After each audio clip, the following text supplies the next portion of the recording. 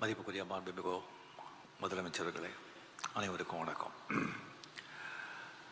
ஒரு தூய்மையான சிந்தனையில் ஒரு தூய்மை, பேச்சில் தூய்மை, செயலில் தூய்மை, அதான் எம் சரவணன் சார் அவர்கள்.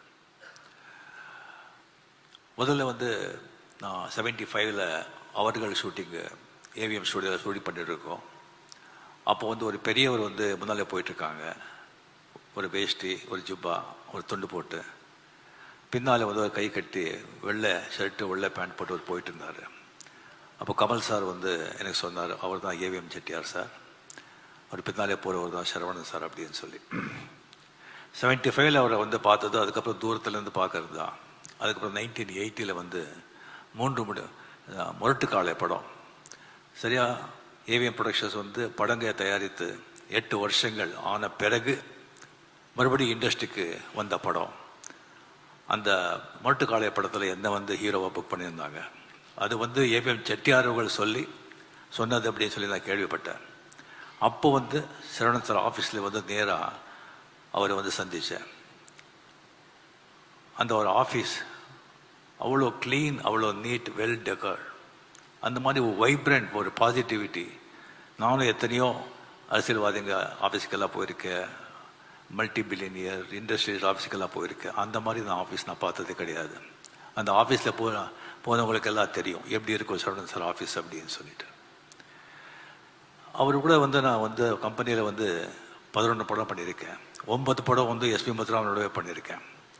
ஒவ்வொரு படத்துலேயும் கதை நம்ம கேட்கவே வேண்டாம், எல்லாமே அவரே ஃபுல்லாக ரெடி பண்ணி எந்த ஆர்டிஸ்ட்டுக்கு எந்த மாதிரி படம் பண்ணணும், எந்த மாதிரி கதை பண்ணணும், அவங்க ஃபேன்ஸ் என்ன விரும்புகிறாங்க, அது சக்ஸஸ் ஆகிறதுன்னு எப்படின்னு சொல்லிட்டு எல்லாம் அனலைஸ் பண்ணிவிட்டு அந்த ஸ்க்ரீன் ப்ளேயும் பண்ண வச்சுட்டு அந்த ஆர்டிஸ்ட்டுக்கு எந்தெந்த கேரக்டருக்கு என்னென்ன பண்ணணும்னு சொல்லிட்டு இது பண்ணி மியூசிக்கில் இருந்து எடிட்டிங்கில் இருந்து எல்லாத்துலேயும் ஒரு கை இருக்கும்.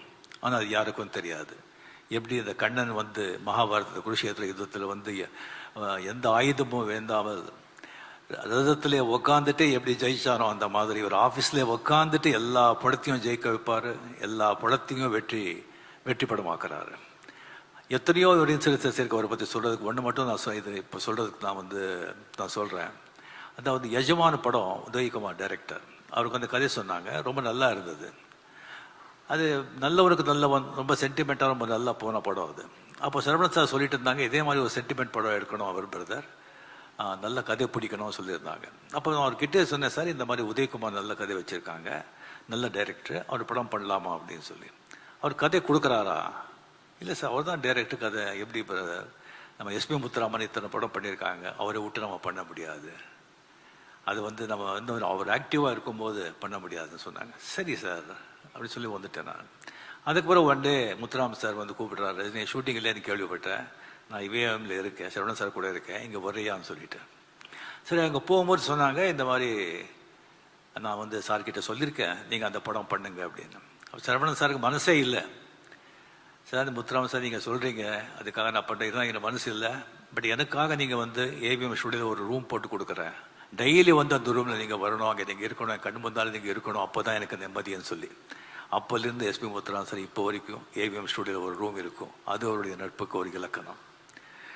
அவர் எனக்கு சினிமா மட்டும் இல்லை, ஒரு தனிப்பட்ட முறையிலே எவ்வளவோ ஹெல்ப் பண்ணியிருக்காங்க. ஒரு வாட்டி இங்கேயே குடம்பாக்கத்தில் ராகவேந்திர மண்டபம் கட்டியிருக்கேன். அங்கே சரவணன் சார் போகும்போது இடம் பார்த்துருக்காங்க, எங்கிட்ட கேட்டாங்க, அந்த இடம் ஏன் அப்படியே விட்டுருக்கீங்க? இல்லை அப்படியே இருக்கார், அப்படி காலி இடம் அப்படி விடக்கூடாது, ஏதாவது கட்டணும் அப்படின்னு சொல்லிட்டு அவரே பார்த்து அவர் கண் பார்வையில் அவரே டிசைன் பண்ணி அவரே ஆர்கிடெக்ட் இது பண்ண மண்டபம் அது ராகவேந்திர மண்டபம். அதே மாதிரி வீட்டுக்கு போயஸ் கார்டன் வந்திருந்தாங்க.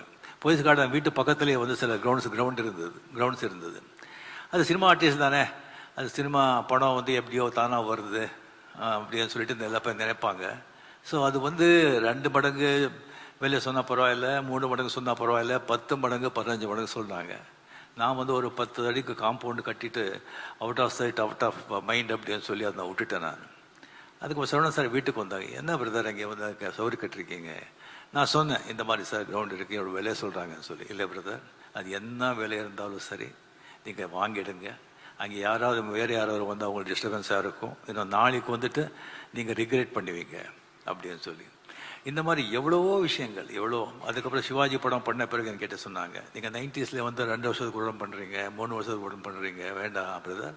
வயசு ஆக ஆக பிஸியாக இருக்கணும், ஆக்டிவாக இருக்கணும், உடம்புக்கும் நல்லது, மைண்டுக்கும் நல்லது, அட்லீஸ்ட் வருஷத்துக்கு ஒரு படம் பண்ணுங்க அப்படின்னு சொன்னாங்க. அது இப்போவும் நான் அது பண்ணிகிட்ருக்கேன். ஸோ சரவணன் சார் வந்து இண்டஸ்ட்ரியை மீறி வெளியே கூட அவருக்கு வந்து அவ்வளோ மரியாதை, ரெஸ்பெக்ட். ஏன்னா அவர் அப்படி வாழ்ந்தார். Is a real gentleman. Even அரசியலில் வந்து எந்த அரசியலும் அவர் சார்ந்தவர் இல்லை, இருந்தாலும் எல்லா அரசியல் கட்சி தலைவர்களும், எம்ஜிஆர் சார் வந்து அவர் ஷரீஃபாக்கி அழுக பார்த்தாரு, ஜெயலலிதா அவர்களும் அவர் மேலே அவ்வளோ மரியாதை, கலைஞர் சார் சரவணன் சார் மேலே எவ்வளோ மரியாதைங்கிறது சொல்லி தீராது. அப்படியே அந்த சிவாஜி படம் எல்லாருக்கும் உங்களுக்கு தெரியும். அது வந்து ஒரு அரசுக்கு எதிரியாக, நான் சொல்லியிருக்கேன் ஆல்ரெடி, அரசியல்வாதிகளுக்கு எதிராக எடுத்த படம். அது வந்து கலைஞர் சார் அந்த படத்தை பார்த்தது மட்டும் இல்லாமல் அது வெற்றிலா வந்து கலந்து கொண்டு எல்லாருக்கும் வந்துட்டு சீஃப் கெஸ்டாக இருந்து கலந்து கொண்டு எல்லாருக்கும் கேடையை கொடுத்தாங்க. அது எதற்காகன்னு சொன்ன ஓன்லி ஃபார் சரவணன் சார், அந்த மரியாதை. அப்படியே இப்போ ஸ்டாலின் சார், மரியாதைக்குரிய சீஃப் மினிஸ்டர் சார், இங்கே வந்து இவ்வளோ வேலையை விட்டு இங்கே வந்திருக்காங்க அப்படின்னு சொன்னால், சீஃப் மினிஸ்டர் வந்து ஒவ்வொரு நாளும் வந்து விலை மதிக்காத நாட்கள் இருந்தாலும், தேர்தல் நேரம் சொன்னால் ஒவ்வொரு நாளும், ஒவ்வொரு மணித்துளியும், ஒவ்வொரு வினாடியும் வந்து விலை மதிக்கவே முடியாது. அந்த மாதிரி இருந்து கூட அது எல்லாத்தையும் விட்டுட்டு இங்கே வந்திருக்காங்க சொன்னால், இங்கே வந்திருக்கிறதுனால வந்து ஒரு 100 ஓட்டு ஒரு ஜாஸ்தி கிடைக்காது. பட் இருந்தால் கூட அவர் இங்கே வந்திருக்காங்க சொன்னால், அது வந்து சரவணன் சாரோட எந்த மாதிரி வாழ்ந்திருக்காங்க எடுத்துக்காட்டு. அட் த சேம் டைம் நம்ம மரியாதைக்குரிய நம்ம சிஎம் அவர்களுக்கு என்ன மாதிரி ஒரு அன்பு பண்பு கொண்டவர், ஒரு உயர்ந்த உள்ளங்கிறதுக்கு ஒரு எடுத்துக்காட்டு. ஸோ நமக்கு வந்து ஒரு அசையா சொத்து, அசையாத சொத்து, அசர சொத்து, அசையாத சொத்துன்னு சொல்லுவாங்க. இதில் வந்து ஒரு அசையாத சொத்துக்கு தான் எப்போவுமே விலை ஜாஸ்தி, மதிப்பு ஜாஸ்தி. ஸோ அந்த மாதிரி நம்ம வாழ்க்கையில் வந்துட்டு நம்மளை விரும்புகிறவங்க, நம்ம நலனில் வந்து அக்கறை கொண்டவங்க ஒரு சில பேர் தான் இருப்பாங்க. அவங்கெல்லாம் வந்து அசையாத சொத்துக்கள். அப்படியே வந்து எனக்கு வந்து ஒரு அசையாத சொத்துக்கள் இருந்தாங்க. K Balachandran sir, Jo sir, Panchu sir, R M Veerappan sir, Saravanan sir, doctor Kalaignar அவர்கள் தான். அது காலத்தின் சட்டமோ எனக்கு தெரியாது. நமக்கு யார் ரொம்ப விரும்புகிறோமோ, நம்ம யார் ரொம்ப மதிக்கிறோமோ, நம்ம யார் ரொம்ப பிரியமாக இருக்காங்களோ, அது காலம் வந்து சீக்கிரமாக கொண்டு போயிடுறது. அதே மாதிரி ஒவ்வொருத்தரும் விட்டு பிரியும் போது நமக்கு வந்து எவ்வளோ ஒரு பணம், பேர், புகழ், பணம், நல்ல குடும்பம், சொத்து, பிள்ளைங்க இருந்தால் கூட அந்த மாதிரி ஒரு மனிதர்கள் போகும்போது நமக்கு வந்து ஒரு அனாதியாக ஒரு ஃபீலிங் வருது. So Saravanan sir is a great man. His soul rest in peace. Thank you. வணக்கம். சரவணன் அவர்களின் இறப்புக்கும் வந்திருந்தார் மாண்புமிகு முதலமைச்சர். பட திறப்புக்கும் வந்திருக்கிறார். தமிழ் கலை உலகம் உங்களுக்கு கடமைப்பட்டிருக்கிறது. ஏவிஎம் குடும்பம் உங்களுக்கு கடமைப்பட்டிருக்கிறது.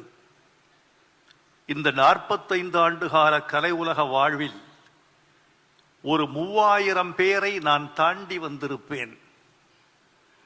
அதில் மறக்க முடியாத 10 பேர்கள் என்று சொன்னால் அதில் தலையாயவர் எம் சரவணன் என்று என் வாழ்க்கை குறிப்பு எழுதி செல்லும்.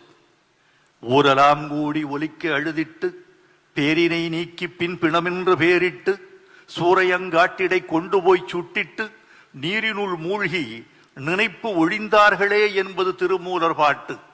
சுட்ட பிறகு நினைப்பை ஒழிந்து விடுகிறார்கள் மனிதர்கள் என்பது திருமூலரின் இயல்பு குற்றச்சாட்டு. ஆனால் சரவணன் அவர்களை நினைப்பை ஒழிக்க முடியாத மனிதர். என்னை பொறுத்த அளவில் நேரம் கருதியும் முதலமைச்சரின் அடுத்த நிகழ்வு கருதியும் மிகச் சுருக்கமாக பேச வேண்டும் என்று ஆசைப்படுகிறேன். ஓரிரு மணித்துளிகள் அதிகம் போனால் எம் சரவணன் அவர்களின் சார்பில் நீங்கள் என்னை மன்னிப்பீர்கள் என்று எதிர்பார்க்கிறேன். என் அறியாமையை மன்னித்தவர் எம் சரவணன். சிவப்பு மல்லி என்ற படத்திற்கு பாட்டெழுத முதலில் அந்த ஸ்டுடியோவுக்குள் நுழைகிறேன். ஜமக்காலம் விரித்து சங்கர் கணேஷ் அமர்ந்திருக்கிறார்கள். ஒரு 4 நாற்காலிகளில் 4 பேர் அமர்ந்திருக்கிறார்கள். ராம நாராயணன் என்னை வரவேற்கிறார். உள்ளே நுழைந்த நான் ஒரு கிராமத்து இளைஞன், நாகரிகம் அறியாதவன். நான் கேட்கிற கேள்வி, உங்களில் யார் குமரன், உங்களில் யார் சரவணன், உங்களில் யார் பாலசுப்ரமணியன் என்று கேட்டேன். இந்த அறியாமையை மன்னித்தார் அல்லவா, அதற்காகவே சரவணன் அவர்களை என் வாழ்நாள் முழுக்க நான் நன்றி உள்ள ஒருவராக நினைத்து பார்க்க வேண்டிய இடத்தில் நான் இருக்கிறேன். கலா ரசிகன், வெறும் தயாரிப்பாளர் மாத்திரமல்ல, பணத்துக்கு படம் தயாரிக்கிற கூட்டம் அல்ல ஏவிஎம் குடும்பம். கலை, நயம், மொழி, தமிழ், இசை, ஒப்பனை, நடிப்பு என்று எல்லாவற்றிலும் உச்சம் காண துடிக்கிற கூட்டம் ஏவிஎம் குடும்பத்தார் கூட்டம் என்று நினைக்கிறேன். ஒரு பாட்டு சுசிலா பாடிக்கொண்டிருக்கிறார். நாங்கள் ஒலிப்பதிவு கூடத்தில் இருக்கிறோம். ஒரு வரி வருகிறது, இந்த இரவு விடிந்து விட வேண்டும், இல்லை இளமை கரைந்து விட வேண்டும். இந்த பாட்டு வந்த உடனே ஏவிஎம் சரவணன் சார் சங்கர கணேசன் கூப்பிட்டு, நிறுத்துங்க ஒலிப்பதிவை. என்னையா இந்த 2 வரி என்ன அழகா எழுதியிருக்காரு. இந்த இரவு விடிந்து விட வேண்டும், இல்லை இளமை கரைந்து விட வேண்டும். சவுண்டே இல்லாம ஹார்ட் லிப்ல அந்த அம்மையாரை பாட வைத்து சத்தம் இல்லாம இதை மீண்டும் ஒலிப்பதிவு செய்யுங்க. இதனால் தெரிந்து கொண்டேன், ஒரு தமிழ் காதல் கொண்டவரோடு தான் நாம் நட்பாக இருக்கிறோம் என்று நான் தெரிந்து கொண்டேன். மிக முக்கியமான ஒரு செய்தி, இந்த சபையில் பதிவு செய்யப்பட வேண்டிய ஒரு செய்தி. தன் தந்தையார் மீதும் தன் குடிப்பெருமையின் மீதும் சரவணன் அவர்கள் கொண்டிருந்த காதல், பக்தி கொஞ்ச நஞ்சம் அல்ல. அதை பக்தி என்று தான் சொல்ல வேண்டும். முத்தமிழறிஞர் கலைஞர் 2-3 மேடைகளில் ஒரு செய்தியை சொல்லி இருக்கிறார். சரவணன் குடும்பத்தை வைத்துக் கொண்டு பராசக்தி விழா கொண்டாடப்படவில்லை, நான் வசனகர்த்தா, சிவாஜியின் முதல் படம் விழா எடுக்கப்படவில்லை, அந்த வருத்தம் இன்னும் என் நெஞ்சில் இருக்கிறது. 99வது நாளில் படத்தை நிறுத்திவிட்டார் மெய்யப்ப செட்டியார், அதனால் எங்களுக்கு விழா எடுக்கக்கூடிய வாய்ப்பு இல்லாமல் போய்விட்டது என்று கலைஞர் சொல்லிக் கொண்டிருந்தார். சத்தியம் திரையரங்கில் ஒரு விழா. கலைஞருக்கு இந்த ஆதங்கம், அவர் எவ்வளவு ஆசைப்பட்டிருப்பார். பராசக்தியில் தான் கொண்டாடப்பட வேண்டும், பாராட்டப்பட வேண்டும் என்று ஏதோ சில காரணங்கள். இந்த கருத்தை முதலமைச்சர், அன்னாள் முதலமைச்சர் கலைஞர்கள் சொல்லிய பிறகு பக்கத்தில் இருந்த சரவணன் ஓடி வந்தார். ஐயா, இந்த கருத்தை நீங்கள் 2-3 முறை சொல்லிவிட்டீர்கள், எங்கள் மனம் புண்படுகிறது. எங்கள் அப்புச்சியை பற்றி நாங்கள் உயர்ந்த மதிப்பு வைத்திருக்கிறோம். தயவு செய்து இனிமேல் இந்த கருத்தை கூறாமல் எங்களை மன்னிப்பீர்களா என்று கேட்டார். நான் பக்கத்து சீட்ல நான் இருக்கேன், ஆடி போயிட்டேன். ஒரு முதலமைச்சரிட உங்க கருத்தை மாத்திக்க முடியுமா என்று கேட்கக்கூடிய உள்ளம், துணிவு, இதற்கெல்லாம் காரணம் தந்தையார் மீது அவர் வைத்திருந்த மதிப்பு. இன்னும் 2 செய்தி சொல்லி விடைபெற வேண்டும் என்று ஆசைப்படுகிறேன். ஒரு செய்தி, சிவாஜி படத்துக்கு பாட்டு எழுதிட்டு நான் வீட்டுக்கு போயிட்டேன். 10 நாள் கழித்து என்னை அழைக்கிறார். இந்தாங்க இன்னொரு 1 லட்சம் ரூபாய் செக்கு. என்னங்க கொடுத்துட்டீங்களே? நீங்கள் போன பிறகு வாலியை அழைத்து ஒரு பாட்டு எழுத சொன்னோம், 1 லட்சம் ரூபாய் கொடுத்தோம்.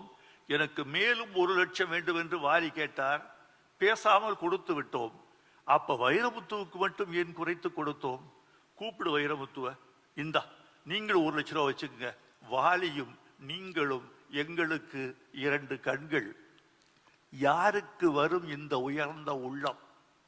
யாருக்கு வரும் இந்த தமிழை சமதராசில் நிறுத்து பார்க்க வேண்டும் என்ற அந்த எண்ணம்? அந்த மகான் வாழ்க, அந்த நல்லவர் வாழ்க. நிறைவாக ஒரு செய்தியை சொல்ல வேண்டும். அம்மையார் வந்திருக்கிறார். நாங்களெல்லாம் மதிக்கிற பெருமாட்டி சரவணன் அவர்களின் துணைவியார்.